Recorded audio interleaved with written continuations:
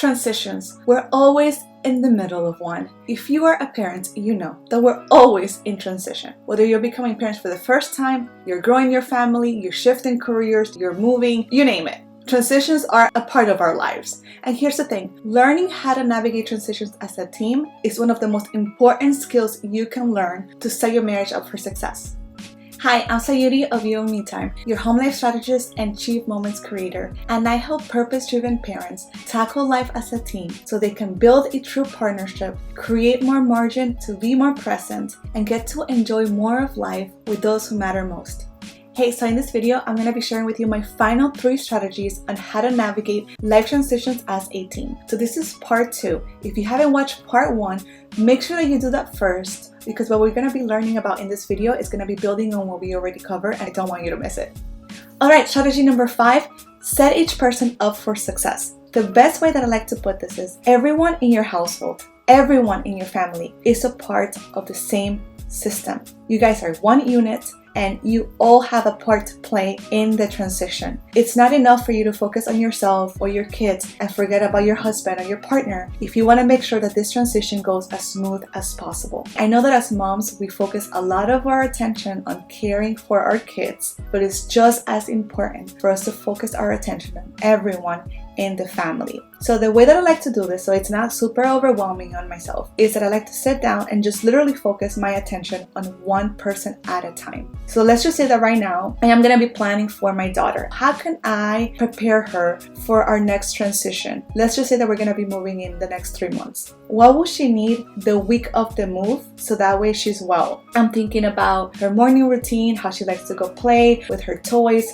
So I'm thinking about that, and I'm making sure that we have a plan for that. That if we need to order new toys, we're doing that now. We're not waiting for the day of the move to do that. I'm thinking about her lunchbox to go to school. Do we have a lunchbox for her? Who's going to be preparing her lunchbox? Do we have snacks for her school? What is she doing when she comes back from school? Does she have a snack? Do we have activities set up for her? So you see, I am breaking up her day and making sure that we have a game plan for each part. So that way, in the day of the transition, I'm not having to waste brain power or have to run around and scramble because we didn't have a plan for it. This is what I'm doing for each person in the family. I am doing that for our daughter. We're doing that for our son, for my husband, for the dog, for myself. So that way, everyone is set up for success. I remember the day of the move, my husband was handling the movers. My job was to take care of the kids during the day of the move. One of us went to get food for Noah, our dog, and we noticed that we didn't have food for him. And I remember thinking to myself, seriously, like I planned for everyone but him.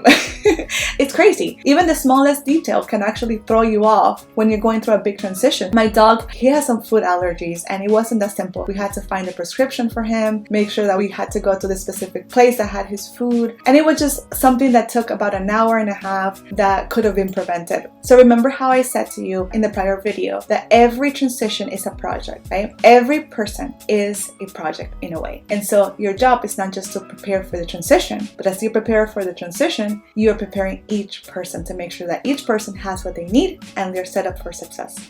Strategy number 6, keep things moving with regular check-ins. So guys, you are managing a transition, but you're also managing your day-to-day lives. Work, the household, the kids. We know that there's a lot of things going on, and if you don't have a habit of checking in on a regular basis, it's important that you do so now. During the transition, you will have to communicate. You will have to make final decisions. You will have to give each other updates on final things, and it's important that you establish a habit of communication now, so that way when you're heading closer to the transition, you guys are already in a flow of things. And depending on how things are going, you may decide, you know what, instead of checking in once a week, let's bump it up to twice a week, 3 times a week, even daily, because now we're having a lot more to communicate on. Instead of me having to text him randomly during the day, let's just set up a game plan so that way we have a little check-in in the morning, even if it's like 2 minutes, and a little check-in in the afternoon so that way he can update me on any progress that he had made. And I was doing the same thing vice versa. It just helped to keep things in a flow, and it just helped us to just streamline the process and make sure that we were running everything more smoothly and making sure that we were going in the same direction together.